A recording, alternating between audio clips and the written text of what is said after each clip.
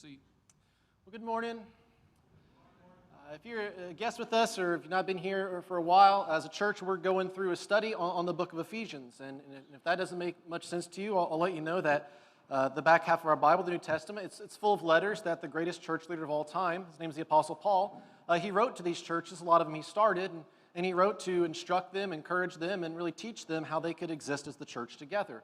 And so we're in chapter 4, so if you have your Bible and you take notes, you can go ahead and flip there. If you're an app person, you can go ahead and navigate your app to Ephesians chapter 4. And while you're doing that, I want to draw our attention to a site that's about 620 miles east of where we're all hanging out today. It's in Washington, D.C., but more specifically, it's in the Arlington National Cemetery there in Washington, D.C. And the site I'm talking about, it's called the Tomb of the Unknown Soldier. Now, I don't know if you've ever seen it or not. My wife and I, we lived for about nine, almost 10 years, 45 minutes north of there. And so I've seen it a handful of times. And what's happening there at the Tomb of the Unknown Soldier is that since July 2nd, 1937, the Old Guard, as they are called, that they've stood watch every single minute of every single day, representing those who have died in battle. And it's really kind of a remarkable thing, and there's really nothing casual about how the Tomb of the Unknown Guard functions. It starts by being selected. And there's a handful of things you have to do right to be selected. You can't be too short, so you have to be about 5 foot 10 inches at minimum. You can't be too tall either, so maximum you have to be 6 foot 2 inches. And also your waist size matters. You can't have a waist larger than 30 inches if you want to serve as a soldier guarding the tomb of the unknown soldier there. And then there's even other layers to it.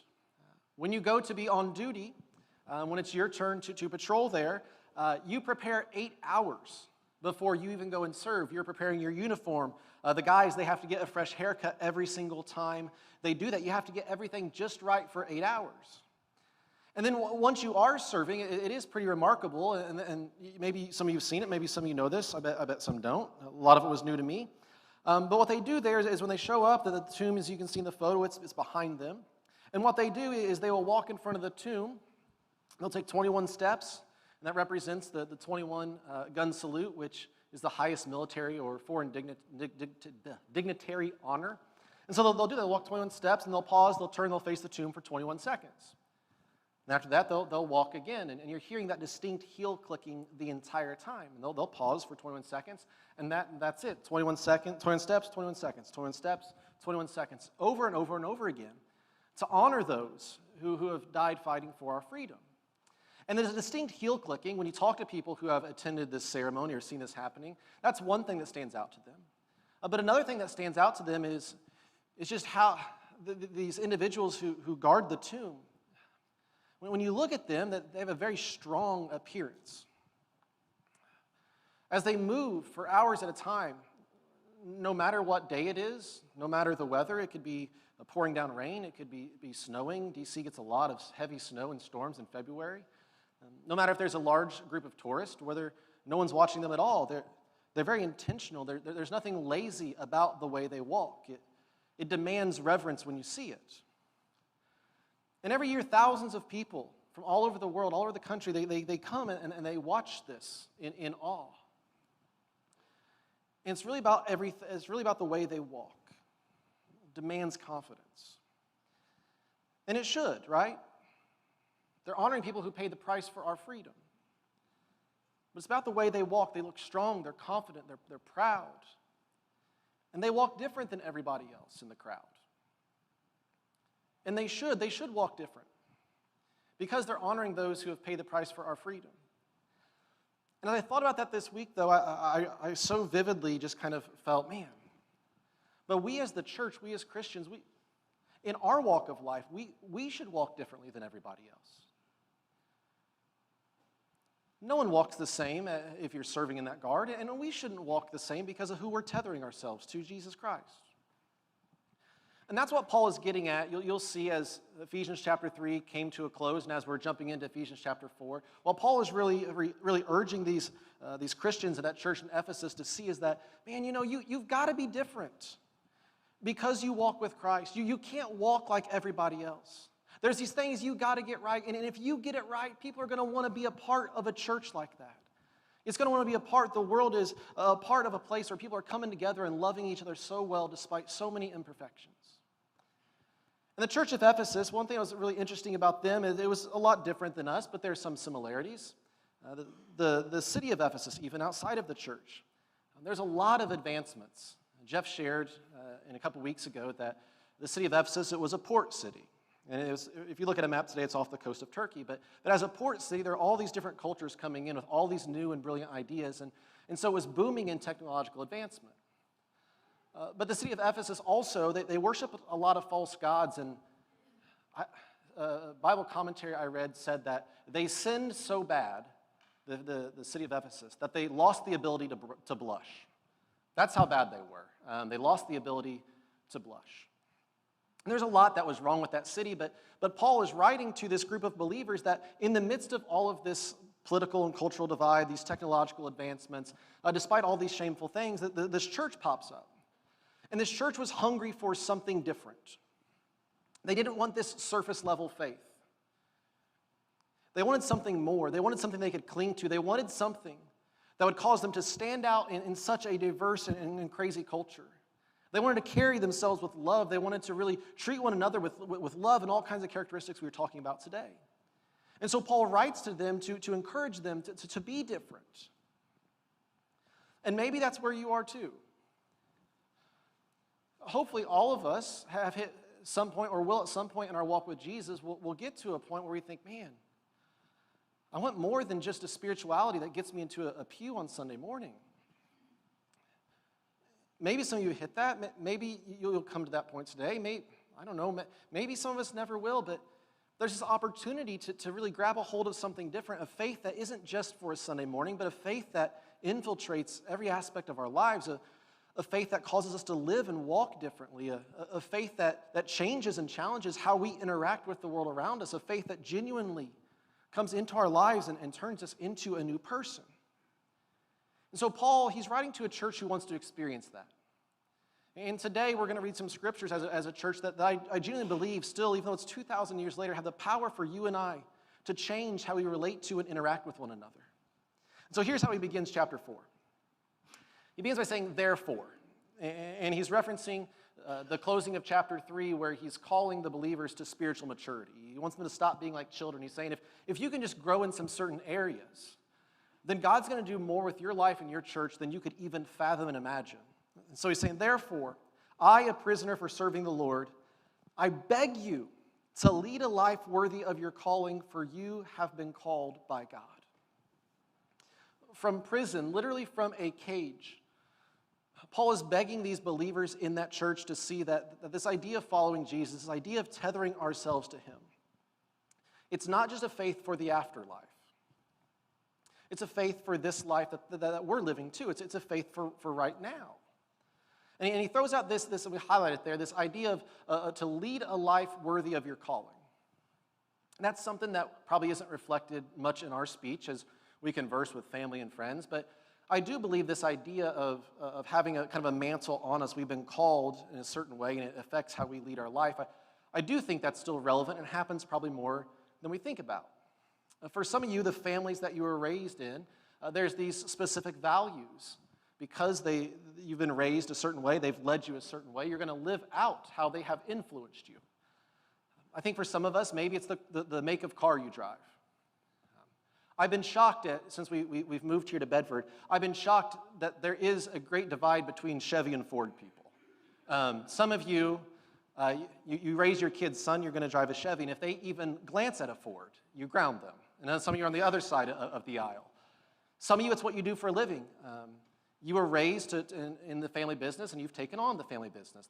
Your family has led you this way, and so you're living out that calling. And that probably happens in how we vote and how we think. For me personally, I'm a Haltom. And there's a couple things that people know about Haltoms and in my family. And one thing is if you're a Haltom and you have a riding lawnmower, it better be a John Deere. If anything else, it's bad news. I told my grandpa, this is a true story, I told my grandpa when Julie and I bought our first house, and he owned a John Deere dealership up in Mooresville, Indiana for about 35 years, and everything is John Deere. And I told him over the phone, I said, hey, we're buying a house, and he said, do you have a tractor? I said, no, but I'm going to go to Lowe's and look at them, and I don't know if you've been to Lowe's, but they don't sell John Deeres. So he said, okay, are you going to be home Friday? 626 miles away. He's 90. I said, yeah. And he pulled up 2 days later with a brand new John Deere in the back of his truck, just out of fear that I would drive anything else and what that would say to his name. I'm a Haltom, so one thing that Haltoms know is that we're big fans of Indiana University basketball. It's hard. It's painful to be an IU basketball fan. I sat last night at an IU football game because I want to be a fan. And I was just soaked. And I didn't know it was my tears, the tears of the Hoosier fans around us, but it's hard to cheer for IU anything, but we're Haltom, so that's what we do. I thought this week about my high school basketball team. I'm helping coach a high school basketball team this year, and so I was starting to reflect on my high school basketball team. And in the Monrovia Bulldogs, we had a motto under our coach, and I'm sure it's changed, but that motto was, hard work beats talent when talent doesn't work hard. Hard work beats talent when talent doesn't work hard. Well, that's your calling. If you're going to play for Coach Sampson, that's your calling. You're going to live that out, or you're not going to be a part of the team. And honestly, it really wasn't until this week I thought about that. And there's some very subtle messages that I realize now as an adult. When Coach Sampson looked at us and said, hard work beats talent when talent doesn't work hard. That one was pointing out our lack of talent. It's very subtle, but it's there. And it also is pointing out that not only do you not have any talent, and not only if you need to work hard, but there's this other, the talented teams really have to not try for us to have a chance, and it's all there. We just didn't see it at the time. But I think for all of us, we could probably sit down with our family and our friends, and we could think about how different experiences, the things we've tethered ourselves to. It's placed a calling on our lives, and it changes how we live. And that's what Paul is getting at here. Because you and I, we've tethered ourselves to Jesus, we individually and collectively, we have to be different than the rest of the world. There has to be this obvious separation between how groups of people would function together and how you and I function with one another. Which brings me to this man. Does anybody know who this is? I know we don't sing many of his songs on Sundays. Anybody know who this is? Billy Joel, okay. Woo-hoo-wee. First service, they're struggling with it. I know he's not aged well. That could have been the problem. But Billy Joel, I read this week an article about Billy Joel, and actually, what I'm ready to tell you, I saw happening at one of his concerts years ago, but I wasn't sure why it was taking place. This week I read that Billy Joel, he doesn't sell tickets for the front rows of his concerts. Like the first 10 rows, he will not sell tickets for. Instead, he will go up and get people from the cheap seats, and as a surprise, he will bring them down and say, you get to be up front. Well, the reason he did this is because years ago, he'd come out ready, charged up, ready to put on a performance, ready to have the energy of the crowd. Well, those first 10 rows, those seats were so expensive that you'd have people buy them who kind of acted like they didn't want to be there. They would sit there with their arms crossed, he said, kind of lifeless about the whole experience, didn't seem real excited, almost like they had to be there. And you guys know, you've been to concerts. You're not there to observe. I mean, there is a little bit, but you're there to participate. You get to sing with them, and that wasn't happening. They're all just sitting there kind of lukewarm about the whole thing. And so he fixed it. And that's why if you go to a show, you'll see there's no one there, and you'll see glee, just happy people be charging down to the front as the roadies go up and bring them down. And I thought about that a little bit this week, and I even talked to Jeff about it a little bit, and it really struck me how much that does actually say about you and I and our faith in Jesus, what happens when we get together. Because some of us, we can be kind of lifeless about this whole thing of faith. We can be just really not excited about it at all. It's just for Sunday morning. That's not just my observation. In Revelation chapter 3, Jesus, through John, as he's critiquing churches, he actually references that twice. There's once, I believe, in verse 1, and then verse 15. He's talking to two different churches there, and one of the things he says is, you're just lukewarm about this whole idea of faith. I wish you were hot or cold. Just pick one or the other, but don't just be lukewarm. He's calling that church to get excited about faith and excited about doing life with one another. Then he goes on, he has some criticism of another church too, and he's saying, I'm knocking on the door. Can you let me back into your place? I want to be lively among you. And I think that's what he wants with us as well today. Now, as we talk about being the church together, I know that COVID has done a handful of things to every church. I know it may be easy to think, well, what we experience in Bedford, I'm sure it's different everywhere else. It's not. The way that COVID has affected churches in Bedford or Baltimore or anywhere, there's one thing that's been true, and it's caused people to be kind of lukewarm about their faith. And the way that has played out is people have been kind of, I don't know if I really need the church or not. There's a lot of people right now are going through kind of a faith crisis that they don't even know they're choosing because they just don't think they need to be a part of the church.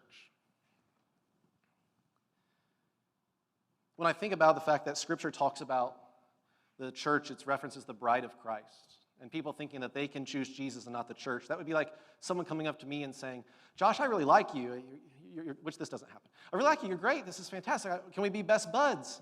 Yeah. I want to do life with you forever, that's great. Then imagine they said, but that wife of yours, can we leave her out of the picture? No. You can't be good with me and not with my bride. That causes an issue. But I think people even want to Lone Ranger their faith. I don't need the church. What's the church for? And there may be seasons in your life where you wonder, what's the church for? But I promise you there will be a storm that will smack us all in the face at some point so hard that we need a loving group of believers to help keep us afloat in that storm. And that may not be you right now. You may be wondering, well, what's the church for? But don't you want to be that type of person, even though your cup's full and nothing's going wrong, and you can just kind of Lone Ranger your faith, don't you want to be that type of person that's there when someone else needs you? Don't you want to show up to church, and maybe you're not there because you think the church really isn't pouring into me, or I didn't like this message, or that song. Set all that aside. Don't you want to be the type of person, the type of family, that someone can come through these doors at any given day, and they're struggling with life, and you can be the one to pour into them and encourage them? It's easy to say, well, I don't need the church, but what if someone in the church really needs you? And we all need one another. And when we come together and we do our part, it's just powerful stuff. There's only one thing in all of Scripture that Jesus said the gates of hell will never overcome, and that was the church.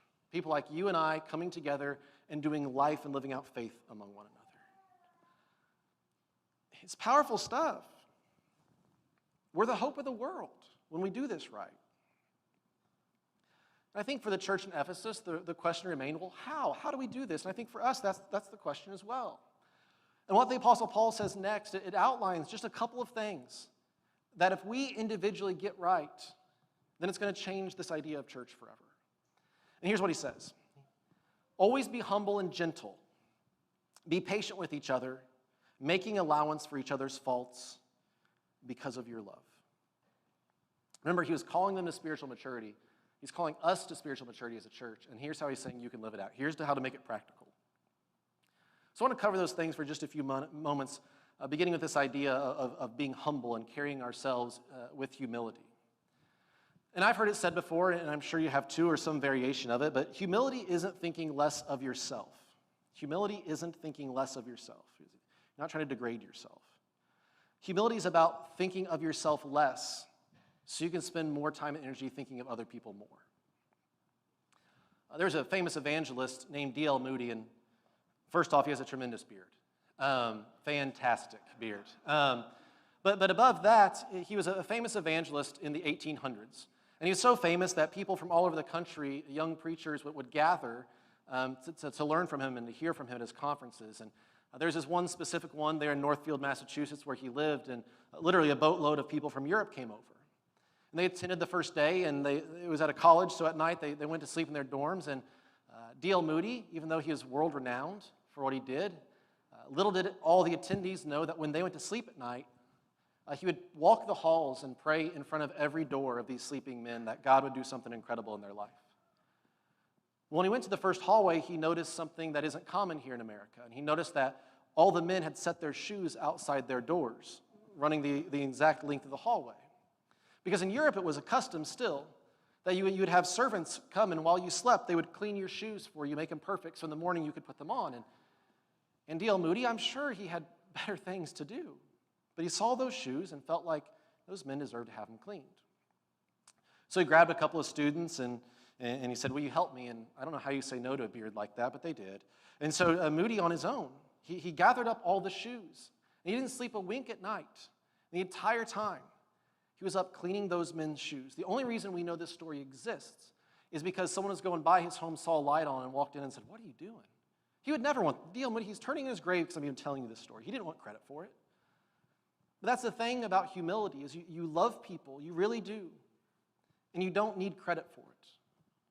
It's not thinking of yourself less, it's thinking of others more. That's humility. And those men, they woke up the next morning and they had no idea how their shoes were cleaned. But it's such a humble act by someone who didn't have to do it, but they saw an opportunity and they served. And can you imagine for a moment, if as a church, each and every one of us, we came into this place, whether it's throughout the week or in our small groups or on Sunday morning, and we came in with the passion to not degrade ourselves, not think less of ourselves, but we came in genuinely searching on how we can serve one another more. I promise you, if you went on vacation, let's say you go to Florida and there's a church you go to in Florida, it's a Sunday, so let's go to church, and if you and your family walked out and said, "My goodness, the way the church served one another, they're so humble, look at how they interacted with one another," you'd say, "I wish I could stay at a church like this." Well, you and I, we have the chance to create a church like that. We have that opportunity in front of us every time we interact with one another to pursue humility. And it's easy to say, "I'd love a church like that." But the only way we or any church can be a church like that is if people like you and I individually pursue humility. Now, Paul also talked about being gentle. Always be humble and gentle. And I don't think that most of us wake up every day and think, "Today I shall be known for my gentleness."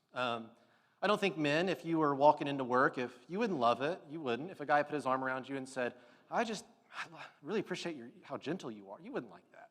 I promise you wouldn't. But yet, time and time again in Scripture, we are called to be gentle. I did a keyword search, and I was blown away the amount of times that we're called to be gentle. The one that jumped out to me the most is in the book of Galatians. It's another letter to a church from the Apostle Paul, and he talks about the fruit of the Spirit. And if you're not familiar with the church, that may sound a little funky, but it's the fruit of Jesus' Spirit. And what that is, Paul's saying, there's going to be these things that are obviously evident in your life. There's going to be these things growing in you the more that you allow Christ to lead you. And one of those is gentleness. The more that you and I, despite how gruff we may be or our experiences, the more we allow Christ to guide our life, the more gentle we will become. And even as you search through the Scriptures and see time and time again how much gentleness is talked about, isn't it a wild reality how much the church isn't known for being gentle? We've all heard those stories of Christians who just hurt people. And the opposite of gentleness is stuff like gossip.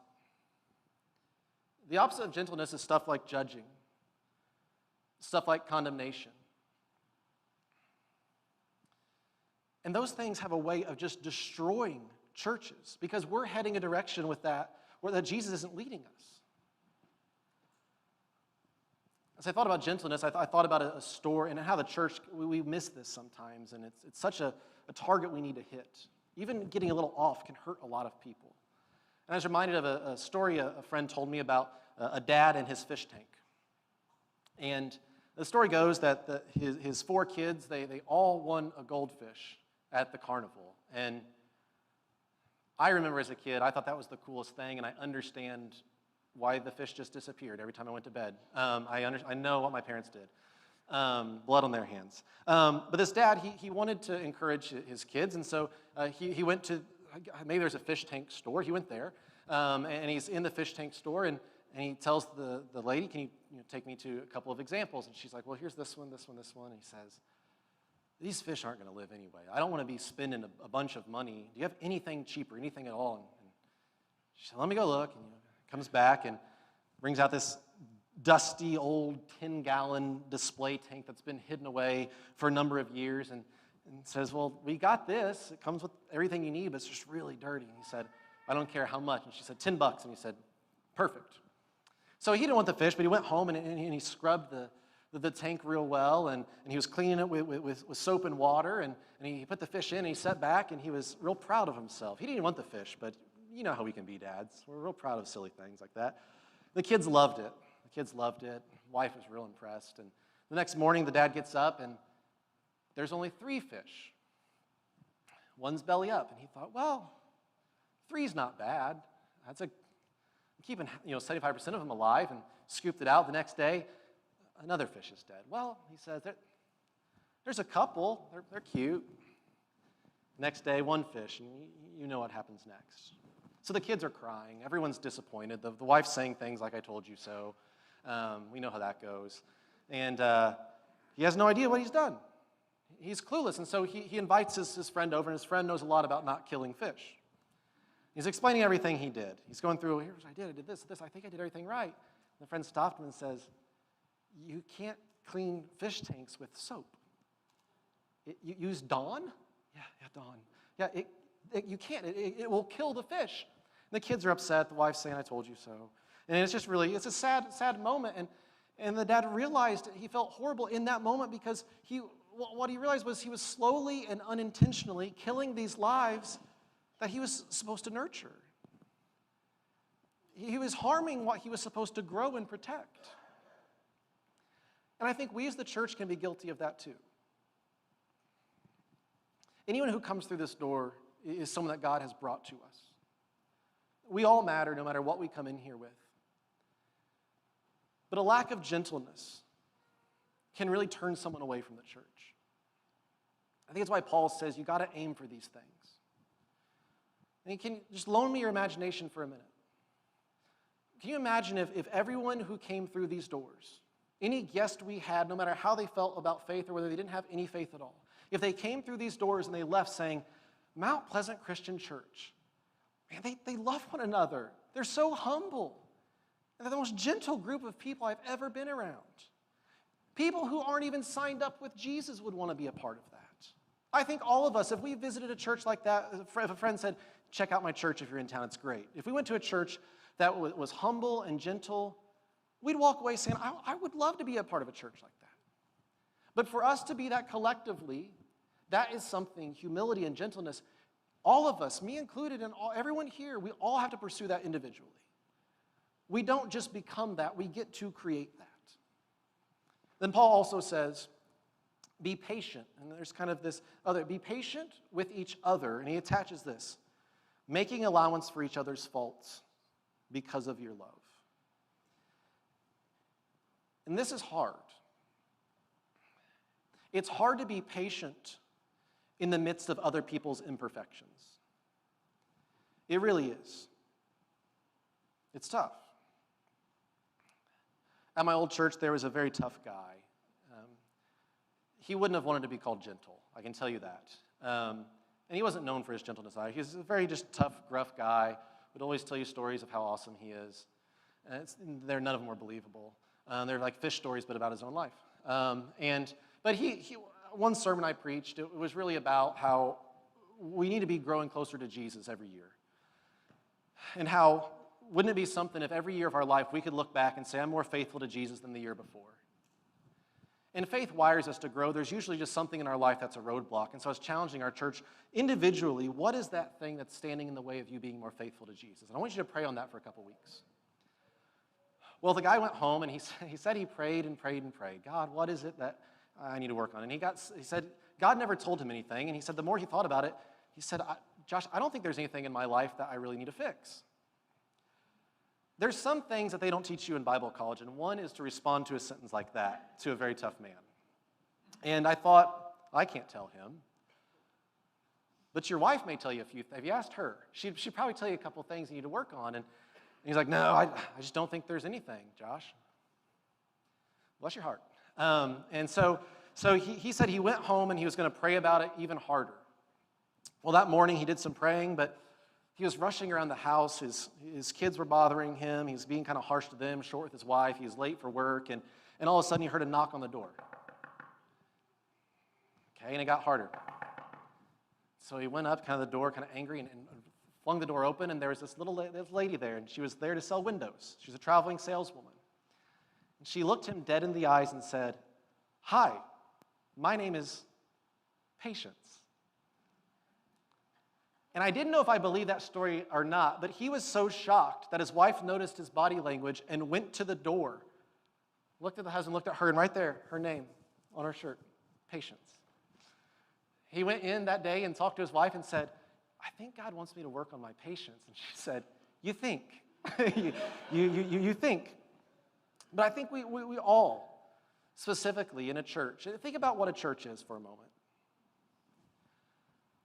A church is a bunch of people who know that they are so drastically lost that we can never get life right on our own terms, coming together and finding our perfection in Jesus.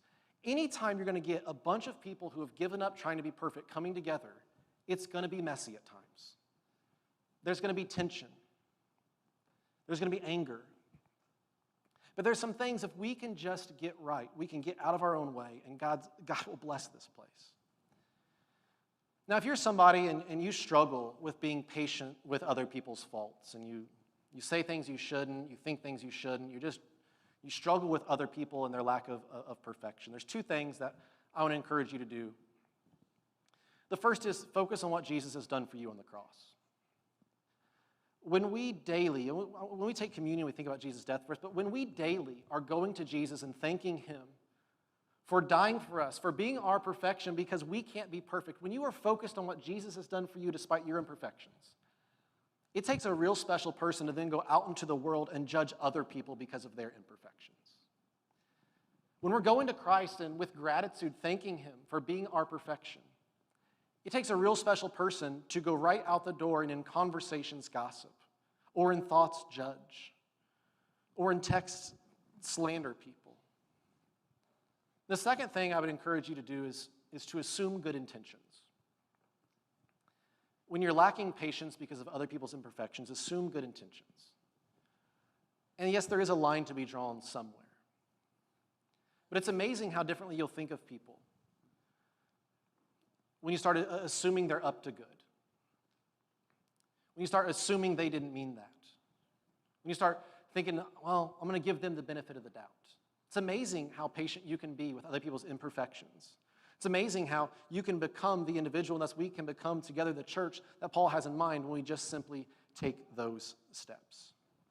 And we don't have it all together. The book of Romans tells us that we've all fallen short of God's glorious standard, and you could even have read that a different way. You could say we will all always fall short of God's glorious and perfect standard. We're all a work in progress. We all come with our as-is tags. We're all from the scratch and dent section. None of us are perfect and have it all together. But there's some things that if we can get right, we can be a church that changes a community. And just imagine for a second, if you went away from work and there was a church down the road and you were going to pop into their weekly service and you walk out and you're talking to your friend or your spouse or your kids and you're saying, this was an amazing experience. Everyone in this church was so humble. They're so gentle. They really loved each other, and anybody could come through those doors, and everyone was just so filled with grace and patient with each other's faults. We'd all want to be a part of a church like that. And what the Apostle Paul's trying to get us to see is that in order for us to be that type of church, you and I as individuals, we have to take up those characteristics individually. If we want to be that church collectively, then we have to pursue those things individually. And when we get that right, everything starts to change.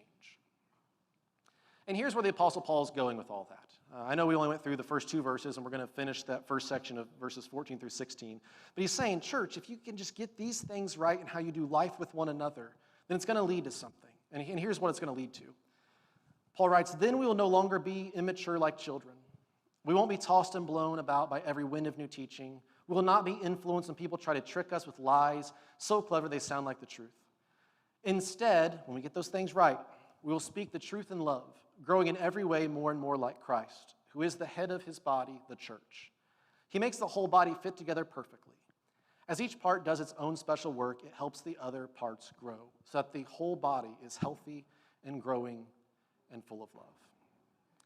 And that powerful transition takes place when every person who makes up the church pursues humility, pursues gentleness, and pursues patience despite our imperfections of the person sitting next to us in the pew. And you can read all the books you want. You can go to conferences and really talk to experts who are just, they're professionals in strategy and structure and planning of the church and how you can measure metrics of success. But the characteristics we talked about today, that's what makes a church healthy. You can go to conferences, talk to professionals, experts. You can read all the books you want about how to make a church grow. And they will throw out things such as, you need to change the lighting and do this, do that, and they'll have this whole place looking like a rock show. We'd even leave the pews up front empty for excited people.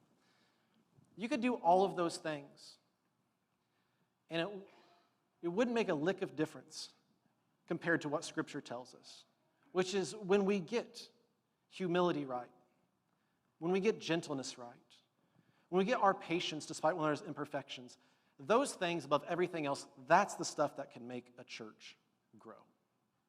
And if we want to be that collectively, it's up to all of us individually. And the band can go ahead and make their way back up, but I want to challenge you to realize the power that we have together when we get these things right. And there's a couple things that may need to happen for we as a church and thus us as individuals to get these things right. Maybe during these couple of songs, as you think about your life, you think whether humility is something that matters to you. Have you been someone who's humble, or has your pride affected relationships? Has it affected the way you see life? If you're convicted of that in this moment, just hand it over to Jesus. You can walk out these doors never being who you've always been.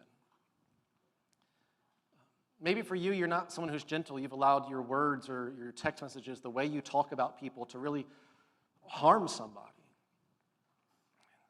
Ask God for forgiveness in these moments. And even pursue making amends with people if that's what it takes. And certainly all of us can grow in our patience, even asking God to bless you with a non-judgmental heart. Bless you with a warmth that can see the best in everyone, even though they don't deserve it, because God gave us the best in Jesus when we didn't deserve it. So I really want to encourage us to pray about those things. Because if we can get those right individually, then we can get a lot right collectively, and lives will be changed. Let's pray.